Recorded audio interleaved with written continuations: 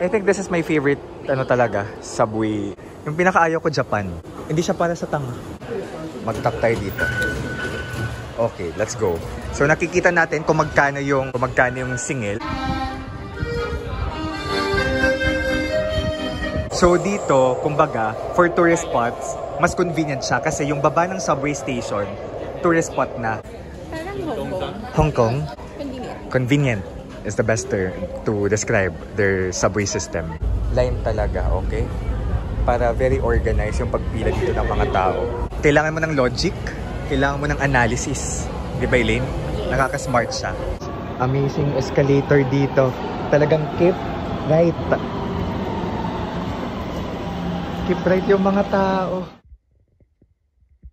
Train edition. Train edition. Ni hao guys, hello, kumusta kayong lahat? So this is Dave and I'm the Kariba Traveler on Facebook. And for today's video, sasakay tayo ng train. So this is how you ride the train here in Taipei. And personal favorite ko yung train system ng Taiwan kasi very efficient, very simple. Sana narinig nyo ako maingay nga na.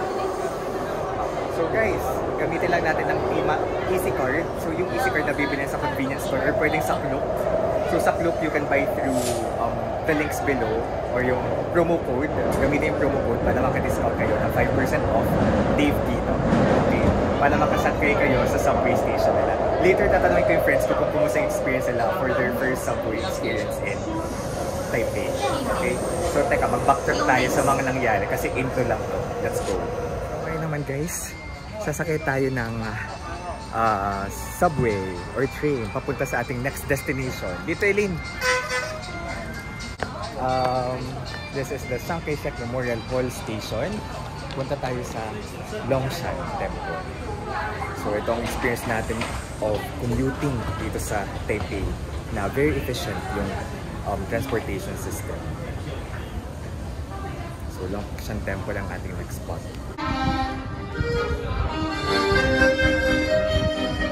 So nandito tayo ngayon sa ito yung itsura ng subway station nila, ha?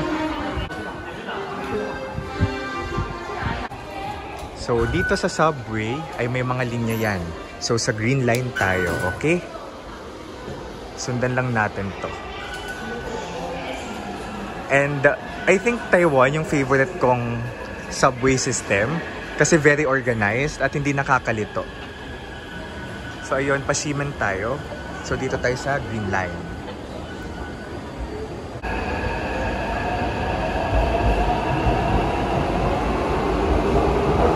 Maliwalas ang train station nila. I mean yung buong train station ng aliwalas. I think this is my favorite ano talaga, subway. Sabihan, hindi mo pa nakikita sa Singapore. Hindi pa. Yung pinakaayaw ko, Japan. Ay, talaga? Hindi siya para sa tanga. Okay? So, sa internet ay makikita naman kung ilang minutes na lang yung train. Waiting time natin sa train. Ang ganda ng subway nila.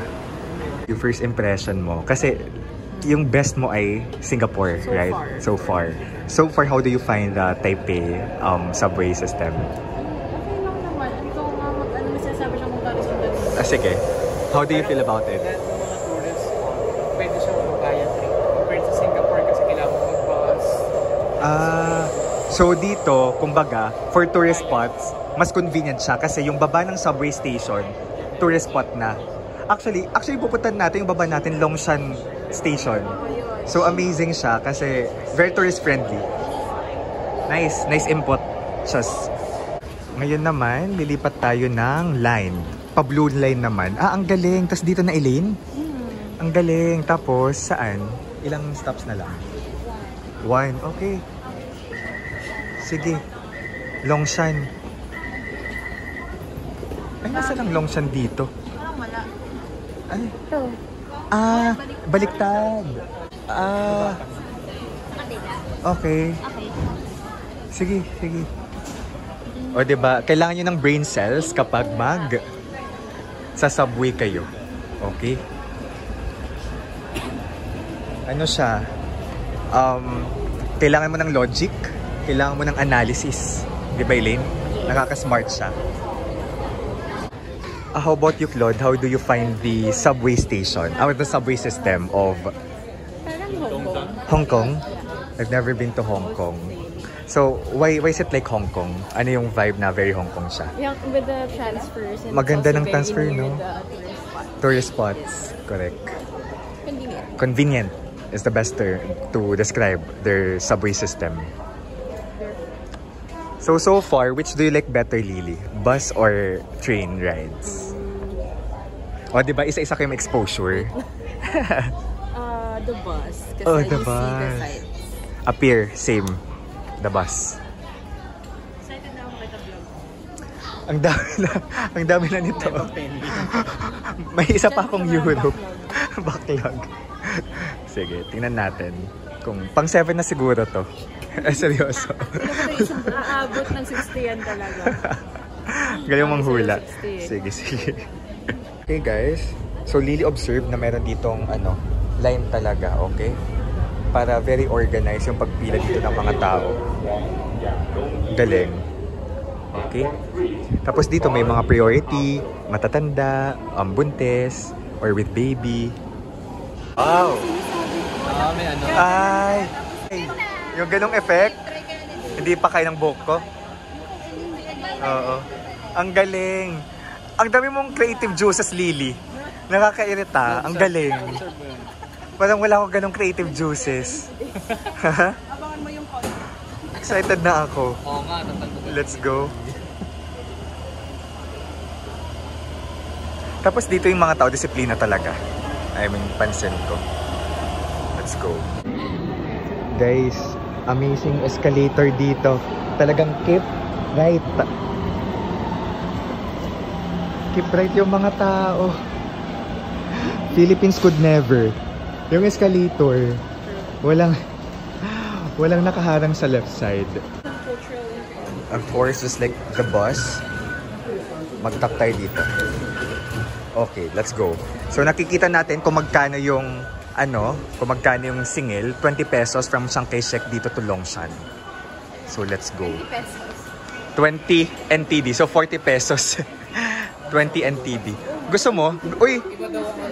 Masarap daw dito yung matcha. Matcha? Oo. Ako, bili muna ako ng water. Bili muna ako ng water 7-Eleven, guys, ha? Nauhaw tayo sa pagtutour. So, dito sa subway station ay meron ding mga convenience stores like 7-Eleven, Hindi pa siya 2 gets ko na. Mr. Donut. Yung second one, 50%. Ano ba yan? Sayang sana nagsabay kami, di ba? Oo. Para yung second 50%. Sinarge kami 27. Sabi ko, 1 lang bibili namin siya kaya 2 for 5. Okay. Sana nagsabay nga tayo, makakamula tayo. So, that's a hack. Okay, guys.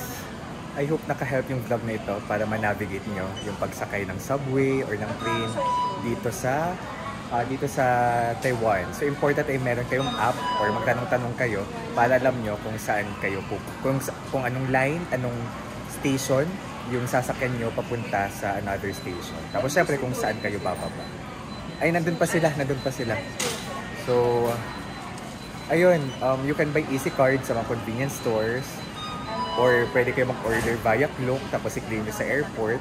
And again, you can use my promo code Dave Gino. Okay, tapos click the link sa baba, i-comment down to. Okay? So thank you so much guys for watching. Please do subscribe to my channel, Dave Gino. And abangan nyo pa yung marami kong, not just my Taiwan vlogs, but hopefully makapag-travel pa tayo sa other countries. And guys, let's live our best life. Bye-bye!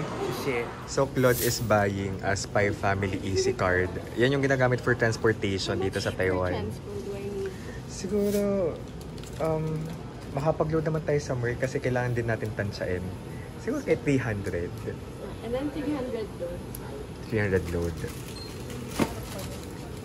Kasi pwede namang mag-tap-tap. Marami namang 7-Eleven. 100 lang yung binigay.